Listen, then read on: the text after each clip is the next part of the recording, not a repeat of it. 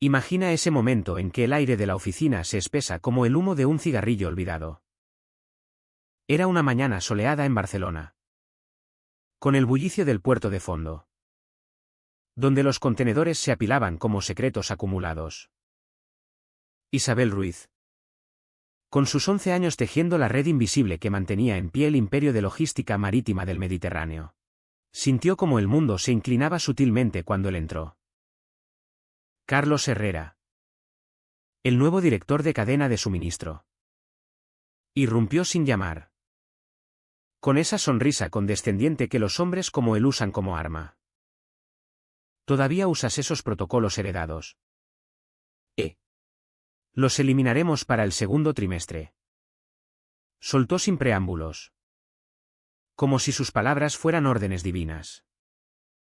Isabel dejó el bolígrafo con lentitud, midiendo cada segundo. No lo corrigió. Aún no.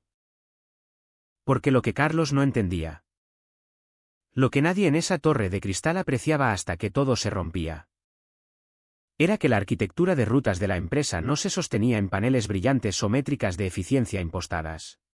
Se erigía sobre reglas, sobre un ritmo preciso. Y ella era quien las había forjado, afinado y custodiado. Su nombre estaba grabado en cada sincronización nodal entre Valencia y Rotterdam. No por vanidad, sino por dominio absoluto. La ironía quemaba como el sol del mediodía en la Rambla. Él creía que ella era solo una administradora de rutas más. Alguien a quien recordar que el nuevo jefe tenía las riendas. Pero Isabel no necesitaba un título para controlar las arterias de una operación logística de 700 millones. Carlos salió con un gesto, gritando por encima del hombro: agenda con mi asistente para transferir lo que manejas. No si yo tengo algo que decir, pensó ella, mientras el silencio se instalaba como un velo. En España, donde las lealtades se tejen con hilos invisibles y las traiciones se pagan con intereses, Isabel había visto directivos venir y marchar. La mayoría ignoraba la sala de máquinas real, donde se aprobaban envíos. Se alineaban formularios aduaneros en milisegundos para esquivar multas, donde las rutas de flota se ajustaban en tiempo real contra tormentas, huelgas y congestiones portuarias. Esa sala era suya. No por jerarquía, sino por función. Sin sus capas de acceso, nada se movía. No legalmente. No con seguridad. No lo suficientemente rápido. Y Carlos ni siquiera distinguía entre protocolos superpuestos y lógica de enclave central antes de poner su nombre en esa pizarra maldita bajo de objetivos de eliminación. Lo vio al pasar por la sala de conferencias al día siguiente, él señalando, lleno de jerga vacía, rodeado de analistas jóvenes asintiendo como si comprendieran qué significaba simplificación de backbone. Era ruidoso. Le gustaba el control a través del estruendo. Ella prefería el silencio y los resultados. A diferencia de Carlos, Isabel había leído cada palabra del contrato que Logística Marítima le hizo firmar tras absorber su antigua firma en 2012. Él nunca preguntó por qué su equipo permaneció externo hasta 2017. Nunca escarbó en la arquitectura custodial o los protocolos de renovación de licencias. ¿Y ella? Por supuesto. No ofreció la información. No se muestra la mano hasta que alguien intenta robarla. Así que cuando programó una revisión de transición de propiedad de pilas heredadas, ella confirmó con una sonrisa que reunieran su pequeña fiesta de auditoría. Ya había hecho copias, con sello temporal y notarial, de cada cláusula custodial atada a la infraestructura de rutas. Especialmente la sección 6.3b, que nadie había osado probar hasta ahora. Todo comenzó sutil. Como las malas ideas siempre lo hacen, comentarios en reuniones sobre capas redundantes. Diapositivas llamativas sobre protocolos optimizados. Y demasiadas referencias a visibilidad transversal. Nada con profundidad técnica. Pero vestida con suficiente jerga para impresionar a los ejecutivos que no sabían diferenciar una clave de ruta de un interruptor ferroviario. Luego vinieron las sondas al sistema. Su asistente, Marta. Astuta como una gitana en el mercado. Las detectó primero. Hay actividad inusual en los logs del nodo O. Dijo sin levantar la vista de la consola. Alguien raspa etiquetas de licencias de las copias de enclave y hurga en APIs archivadas. Isabel no preguntó quién. Lo sabía. Había pasado 11 años construyendo un sistema no solo funcional, sino blindado, enclaves modulares, sincronizaciones encriptadas, claves rotativas. No estaba hecho para ser bonito, sino para sobrevivir a embargos aduaneros internacionales. Escasez de combustible. Funcionarios corruptos en puertos y cambios de ruta a mitad de viaje cuando incendios cerraban el Pacífico. Carlos no captaba eso. Solo veía arquitectura heredada y decidió hacerla su misión personal de limpieza. Sin idea de qué barría.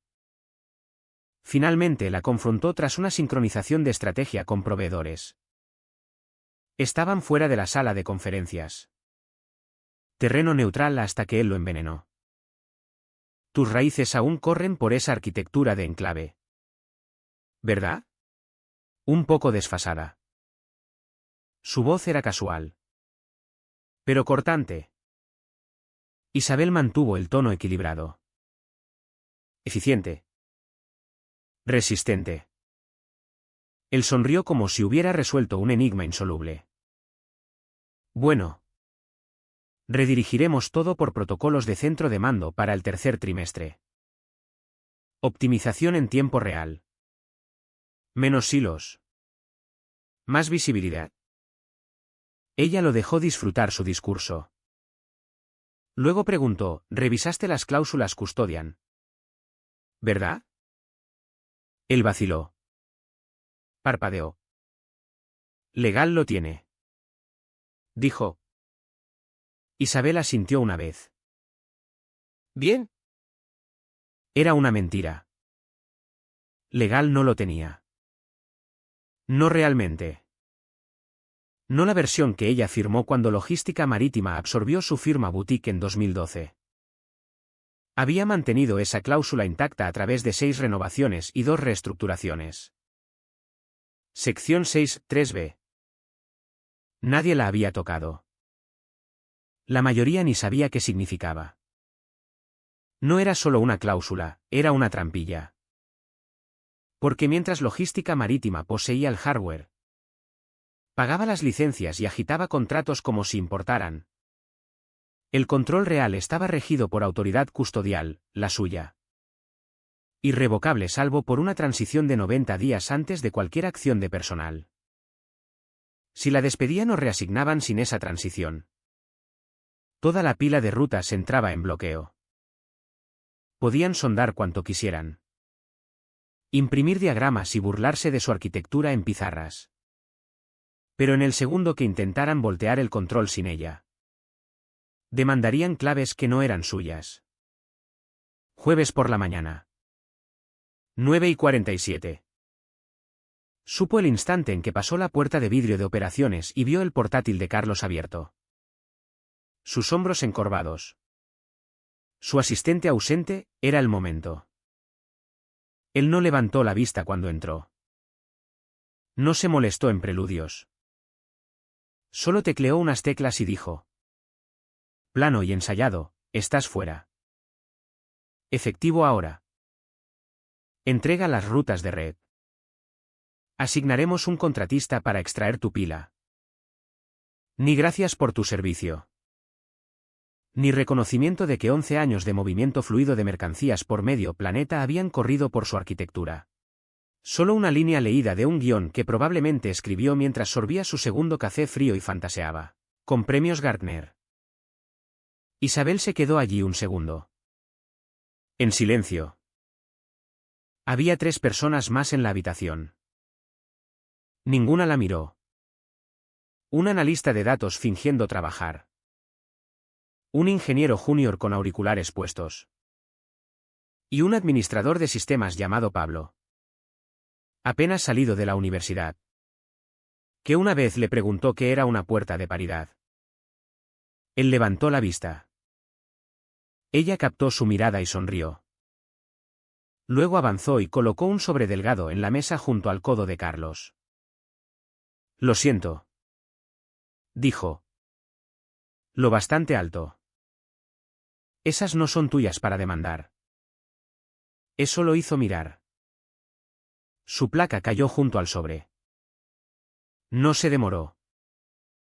Sin discurso. Sin pausa dramática. Solo un giro sereno y un caminar calmado hacia la puerta. Detrás. Oyó una silla moverse. Sabía que era Pablo. Podía sentirlo mirando como si alguien hubiera lanzado un interruptor en su mente. Que intentaran extraer su pila. El enclave de rutas no era solo un conjunto de archivos o credenciales que pudieras arrastrar a una carpeta. Era una arquitectura en capas. Con permisos escalonados. Encriptaciones modulares. Autenticación dinámica atada a un token físico que ya no llevaba. Cada ruta estaba licenciada. Acceso custodial concedido por firma. Mantenido por protocolo rotativo de 90 días. Y aquí la clave, no transferible sin iniciar una compra total o ventana de transición. Que por supuesto no habían hecho. Ese sobre contenía una declaración notariada citando la sección 6.3b de su contrato de integración original. Más un log de auditoría digital confirmando que no se habían iniciado protocolos de transición. Una segunda copia ya había sido entregada a Legal de Logística Marítima. Con sello temporal 2 horas antes. Despido antes de transición. Felicidades. Carlos. Acababas de activar una cláusula que ni sabías que existía. Y tenías 12 días hábiles antes de que toda la infraestructura de rutas te bloqueara permanentemente. Para las 3 de la tarde. Estaban revolviéndose. No solo legal. Todos. Carlos paseaba el segundo piso como si pudiera huir de los términos de un contrato que no leyó. Abajo. La puerta del consejero general había estado cerrada por más de una hora. Pero Isabel ya sabía que encontrarían. Sección 6.3b. Tercer párrafo. Cuarta línea. No estaba enterrada. Solo ignorada. La infraestructura de rutas construida sobre enclaves propietarios permanecerá bajo licencia custodial. Revocable solo vía protocolo de transición de 90 días o compra total. Esa línea. 16 palabras. Era porque nadie podía acceder a la matriz raíz central. Porque el nodo de Valencia ya estaba desincronizado. Porque sus contratistas de respaldo ni siquiera veían las capas de enclave. Mucho menos editarlas. Licencia custodial significaba que el código y protocolos seguían siendo suyos. Licenciados a logística marítima. No poseídos. El minuto que la despidieron sin activar una ventana de transición. Esa licencia revertía a su estado de default, inactiva. Bloqueada. Asumieron que un pase de placa bastaría para reemplazar lo que había construido. Pero esto no era un escritorio o un portátil. Era infraestructura. Y la infraestructura, si no la controlas bien, muerde de vuelta. La cifra de compra, 16,7 millones de euros más 75.000 por día en penalizaciones después del quinto día hábil. Esa era la cláusula tras 6.3b. La que nadie se molestó en tachar porque parecía estándar. No lo era. La escribió ella misma años atrás. Cuando Logística Marítima adquirió su firma y negoció los términos en un ajedrez legal de 6 meses. Podían haberla cambiado. No lo hicieron. Cuando el consejero general habló al fin. Fue cortante y seco, es vinculante. La respuesta de Carlos, es absurdo. El rostro del director de operaciones dijo más. No discutía. Sudaba.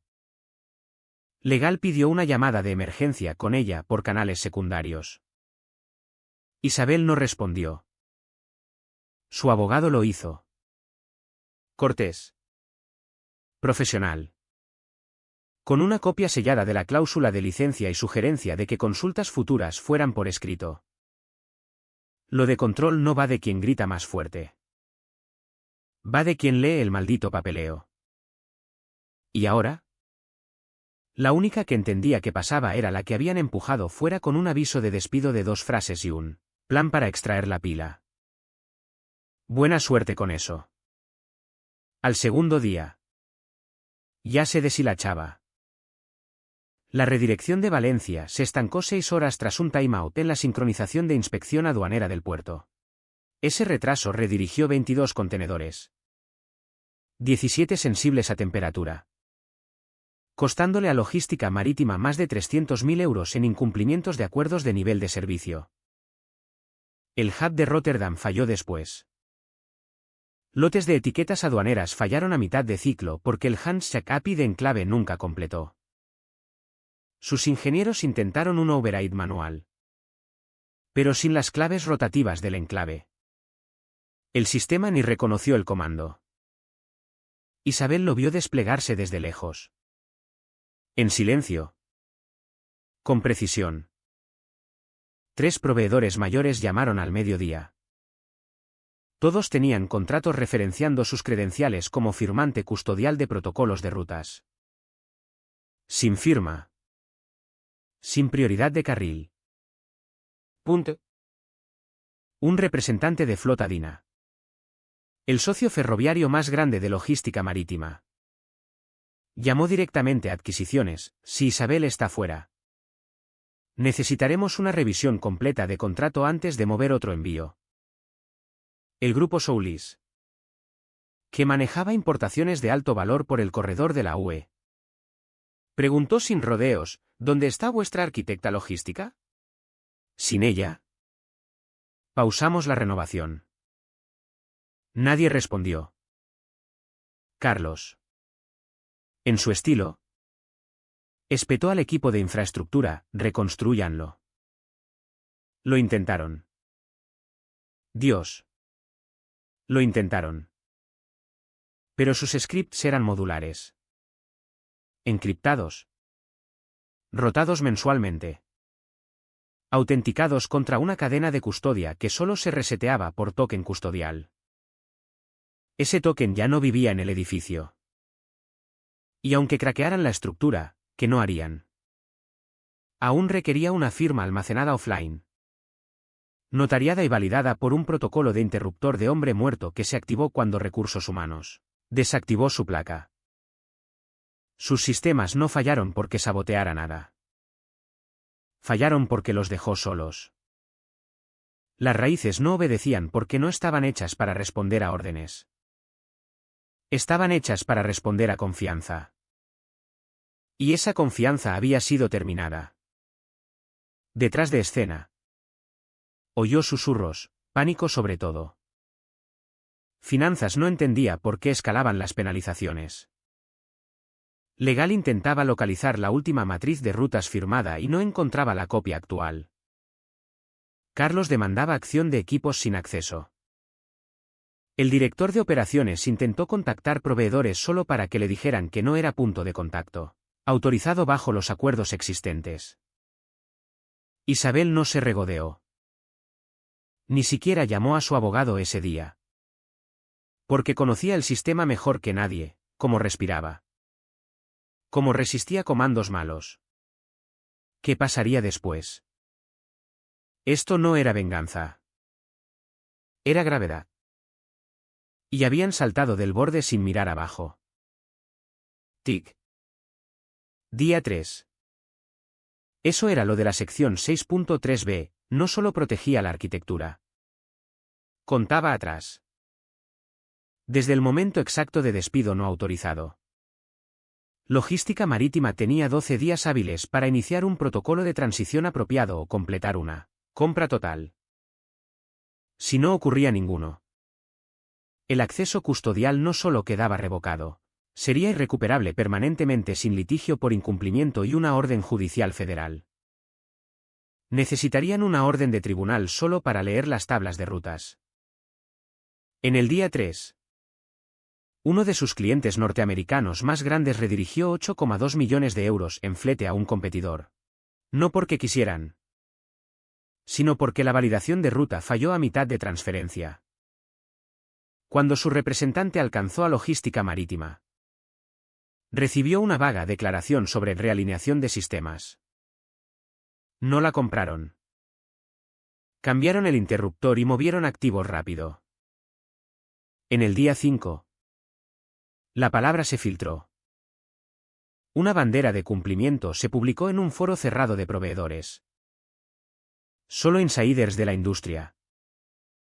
Un viejo colega de acceso ferroviario le mandó un mensaje privado: oye, Logística Marítima acaba de entrar en la lista.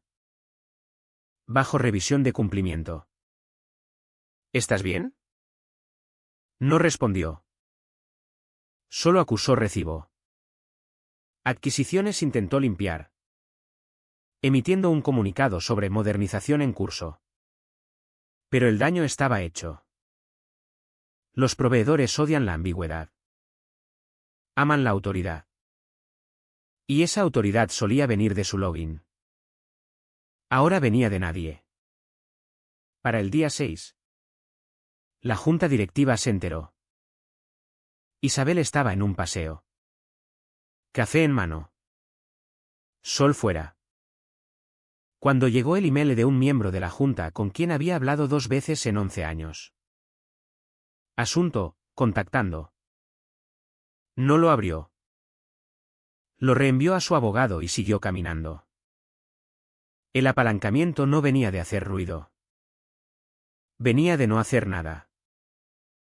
Eso lo hacía letal. Sin post en redes. Sin filtración a prensa. Sin declaración airada, solo la cláusula. El temporizador. El silencio que seguía cuando una firma logística de 700 millones se daba cuenta de que su sistema nervioso operacional tenía fecha de caducidad. Y ese reloj corría. Carlos se había callado. Recursos humanos. Desorientado, legal. Desesperado por una salida sin cablear 16,7 millones antes de la próxima llamada de junta. Isabel no los apuró. Habría sido poco profesional. Les quedaban 6 días hábiles. A ver qué hacían con ellos. No esperó a que el pánico alcanzara su pico.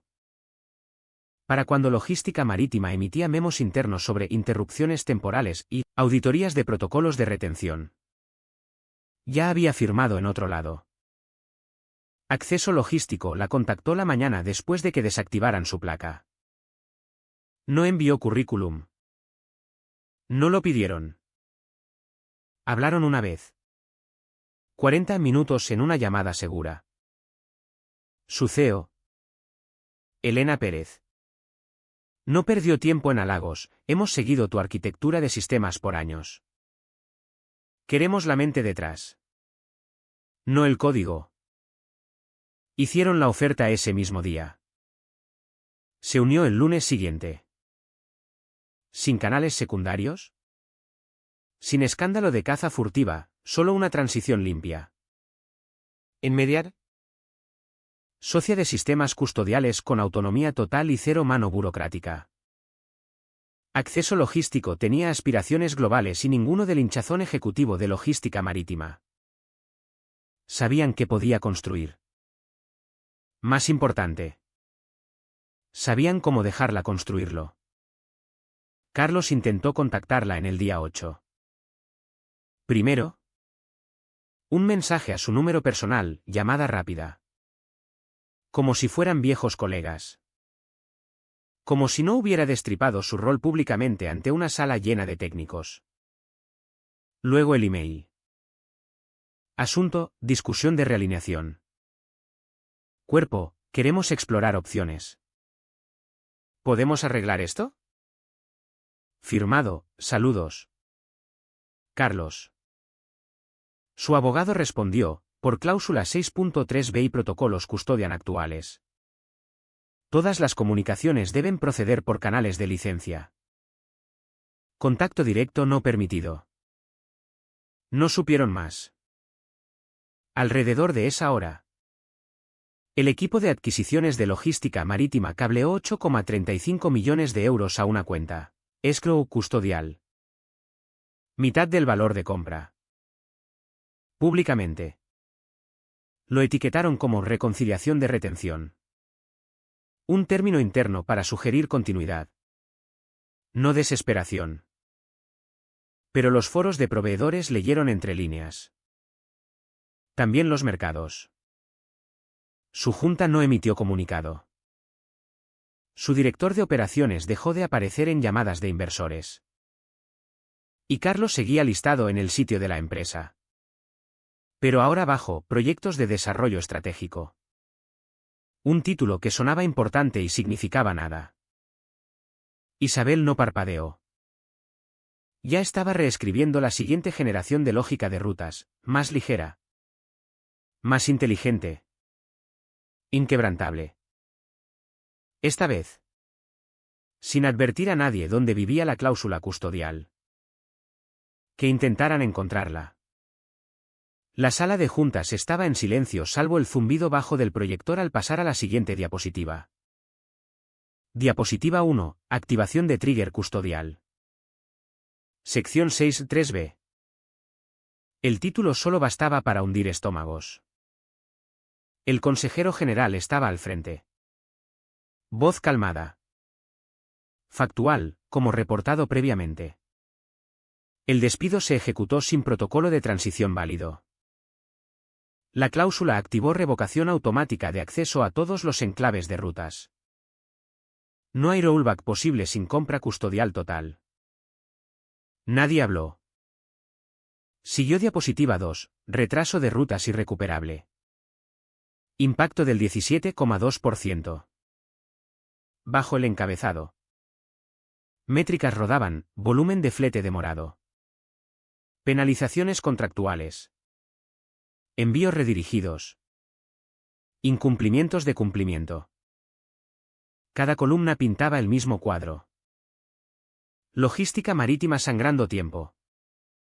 Dinero. Credibilidad. Carlos se sentó 3 sillas del final. Aún pálido. Diapositiva 3 golpeó como un puño, compra parcial pagada. Riesgo adicional no mitigado. La CEO se giró lentamente hacia él. ¿No revisaste el esquema de licencias? Su voz era baja. Pero llevaba.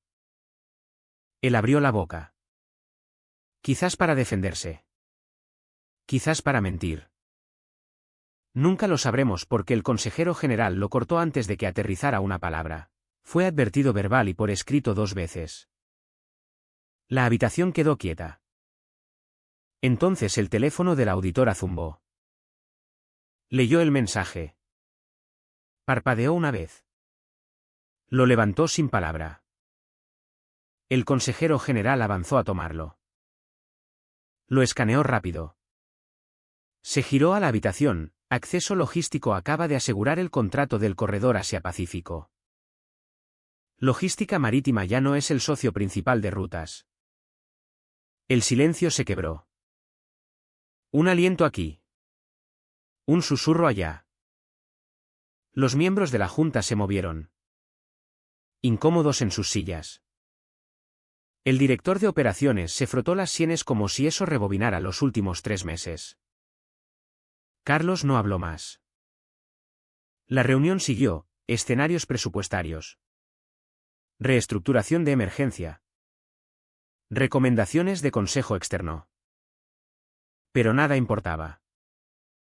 El daño se había cocinado en el momento que trataron la infraestructura como un interruptor a voltear. No un sistema a entender. E Isabel no estaba en la habitación. No necesitaba estar. Su nombre no estaba en ninguna diapositiva. Pero su estructura sí. Y su silencio era la voz más alta en el edificio. Acceso Logístico no anunció su llegada con fanfarria. Sin comunicado de prensa. Sin email masivo, solo una adición quieta a su portal ejecutivo. Tercera fila de arriba, Isabel Ruiz. Socia de sistemas custodiales. Sin foto. Sin bio, solo el título. Una oración que pesaba más que cualquier artículo. Por la industria. La gente notó en silencio. Estratégicamente. Contratos se movieron sin aviso. Consultas a logística marítima se ralentizaron. Luego estancaron. Oficiales de adquisiciones en firmas donde una vez arquitectó integraciones empezaron a rechequear cláusulas de acuerdos. Preguntando sutil sobre continuidad de rutas. Acceso Logístico no comentó. No necesitaban. En logística marítima. El fallout siguió goteando abajo. Carlos fue reasignado a proyectos especiales. Un título que significaba nada y prometía menos. Un memo interno se filtró, breve. Clínico. Citaba descuidos críticos en custodia de infraestructura heredada. Sin nombres. Pero todos sabían. Isabel no respondió. No llamó a nadie. No reenvió el memo a prensa.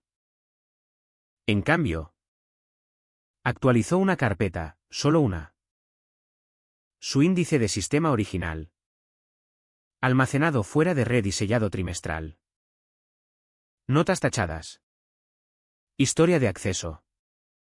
Archivo de cada contrato atado a rutas de enclave. Agregó una línea al fondo. Solo una oración, acceso custodial a un activo. Aún mío. Cerró la carpeta. Cerró sesión. Volvió al trabajo. Porque el dominio no requiere ruido, solo estructura. Solo previsión. Solo una cláusula que nunca se molestaron en leer hasta que fue demasiado tarde.